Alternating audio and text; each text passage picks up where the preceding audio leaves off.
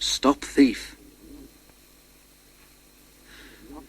Thomas stood at Farquhar, the top station of his branch line. He had run round Annie and Clarabel after the morning journey and was enjoying a short rest before the run back down the valley.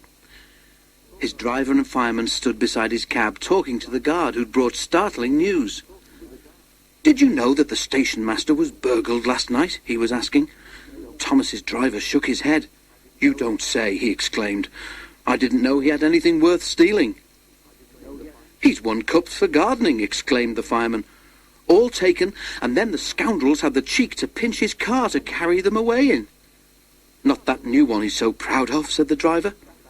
The guard nodded, and at that moment the signal rose to show that the line was clear. The driver and fireman climbed into Thomas's cab. The guard blew his whistle, waved his green flag, and got into Clarabel, and Thomas set off. By the time they were through the tunnel, the train was running nicely.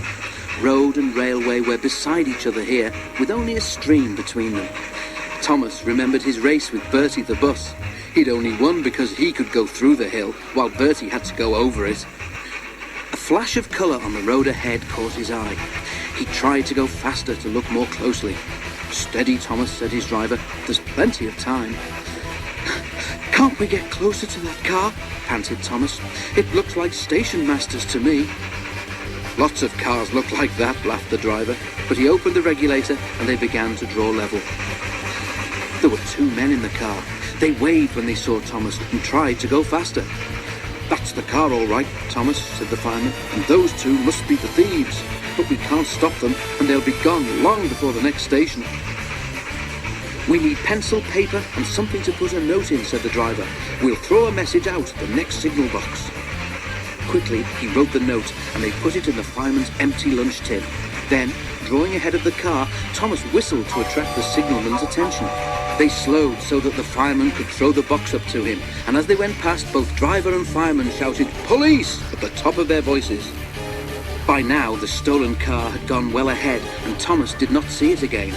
But the signalman telephoned police headquarters at once, and the thieves were stopped at a roadblock about 10 miles further on. That afternoon, the Fat Controller travelled in Annie to Farquhar. When he got there, he and the station master climbed onto a porter's trolley. They told the passengers the whole story, and the station master thanked Thomas, his driver, and his fireman for their prompt action. The passengers cheered loudly, and they cheered even more when they heard that the station master's gardening cups had all been found undamaged in a sack in the boot of the car. "A long time ago," said the Fat Controller, holding up his hand for silence, "Thomas showed how valuable he is to the smooth running of my railway. I am sure you will all agree that today he has once again proved himself to be a really useful engine."